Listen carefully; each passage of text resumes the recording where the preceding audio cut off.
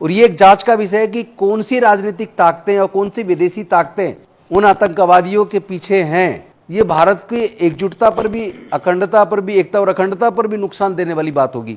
हमें विरोध उनका भी साथ में करना चाहिए जो जाति पूछकर मुंह पे पेशाब कर देते हैं, घड़ा छू लेने पर हत्या कर देते हैं, मूंछ रखने पर हत्या कर देते हैं, घोड़ी पे बारात निकालने पर हमले करते हैं, मंदिर में प्रवेश करने पर हमला करते हैं, भगवान की मूर्ति छू लेने पर हत्या कर देते हैं। नहीं, एक बात बताइए, अगर केवल धर्म पूछ के मारते तो क्रिश्चियन को क्यों मारा? जिस मुस्लिम ने पर्यटक को बचाने की कोशिश की उसको क्यों मारा? जो विदेश के लोग थे उनको क्यों मारा? मुझे लगता है कि इस दिशा में बहस होनी नहीं चाहिए, ये शर्मनाक है।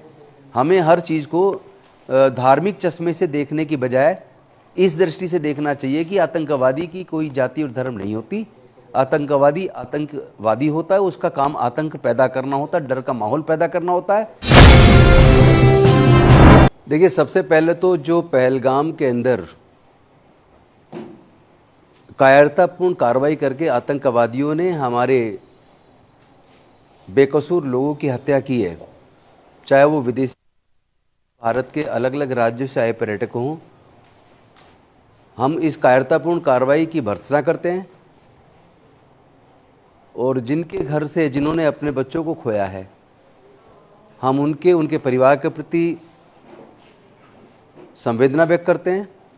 और पूरा देश उनके साथ खड़ा है, पूरा देश भारत की सुरक्षा एजेंसियों के साथ खड़ा है। हम उम्मीद करते हैं कि ऐसे कृत्य करने वाले आतंकवादियों को हमारी पुलिस, आर्मी, हमारी सरकार तुरंत गिरफ्तार करेगी और उनको सख्त से सख्त सज़ा दिलवाएगी। दूसरी बात मैं कहना चाहता हूँ, जो आतंकवादी होता है वो आतंकवादी होता है, उसकी कोई जाति और धर्म नहीं होता।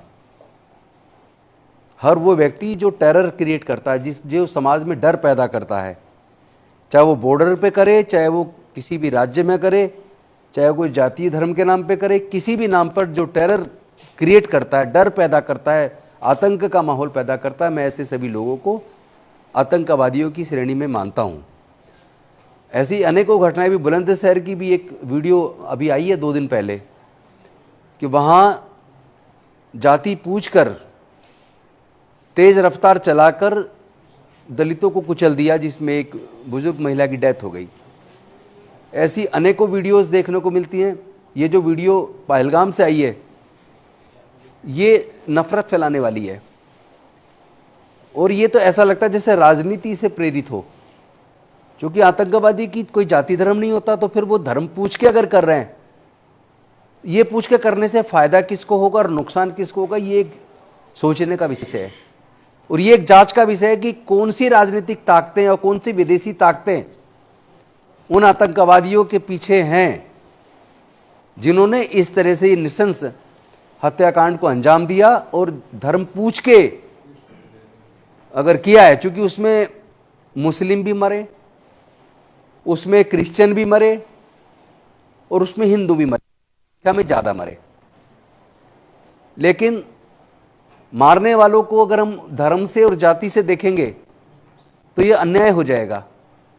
ये भारत की एकजुटता पर भी, अखंडता पर भी, एकता और अखंडता पर भी नुकसान देने वाली बात होगी। हमें विरोध आतंकवाद का करना चाहिए, हमें विरोध उनका भी साथ में करना चाहिए जो जाति पूछकर मुंह पे पेशाब कर देते हैं, घड़ा छू लेने पर हत्या कर देते हैं, मूंछ रखने पर हत्या कर देते हैं, घोड़ी पे बारात निकालने पर हमले करते हैं, मंदिर में प्रवेश करने पर हमला करते हैं, भगवान की मूर्ति छू लेने पर हत्या कर देते हैं। उसकी भी भर्त्सना मैं समझता हूँ समस्त देशवासियों को करनी चाहिए।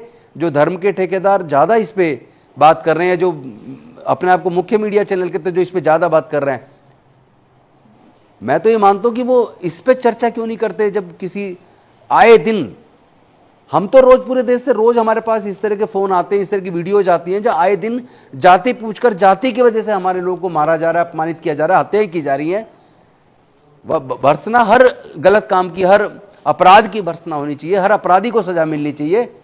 और मेरा स्पष्ट मानना है कि आतंकवाद की और आतंकवादियों की ना कोई जाति होती है, ना धर्म होता है।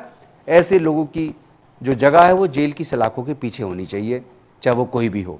और जो भी जांच में इसकी ईमानदारी से जांच होनी चाहिए, जांच में जो भी निकल के आए, चाहे वो कोई भी राजनीतिक पार्टी हो या विदेश की कोई भी ताकतें हों, उनको बुक करके उनको सजा सुनिश्चित की जानी चाहिए।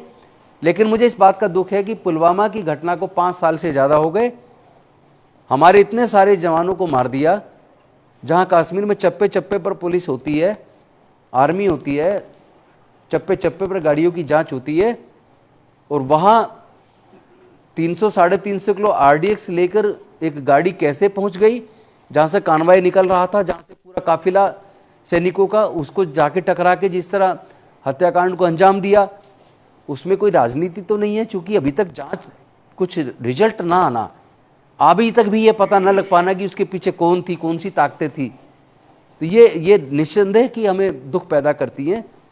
तो हम चाहते हैं, पूरे देश के लोग चाहते हैं आतंकवाद सजा हो, चाहते हैं कि पुलवामा की घटना को अंजाम देने वाली पीछे ताकतें कौन सी थी और इस घटना को भी अंजाम देने वाली ताकतें कौन सी हैं, चाहे देश के अंदर हैं चाहे देश के बाहर हैं, उनका खुलासा होना चाहिए और उनको सख्त से सख्त एग्जेम्पलरी पनिशमेंट उनको मिलना चाहिए, ताकि इस तरह की घटनाओं को रोकने में मदद मिले। नहीं, एक बात बताइए, अगर केवल धर्म पूछ के मारते तो क्रिश्चियन को क्यों मारा? जिस मुस्लिम ने पर्यटक को बचाने की कोशिश की उसको क्यों मारा? जो विदेश के लोग थे उनको क्यों मारा? मुझे लगता है कि इस दिशा में बहस होनी नहीं चाहिए, ये शर्मनाक है।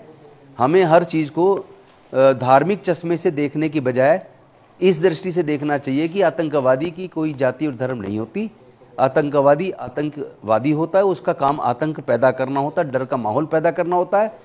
और इसमें तो मेरी संवेदनाएं ना केवल उन परिवारों के प्रति है जिन्होंने अपनों को खोया है, बल्कि मेरी संवेदनाएं कश्मीरी लोगों के प्रति भी है, क्योंकि कश्मीर के लोग, उनका मेन व्यवसाय पर्यटक है। सैलानी नहीं जाएंगे, पर्यटक नहीं जाएंगे तो उनकी इनकम बंद हो जाएगी, उनके रोजगार बंद हो जाएंगे।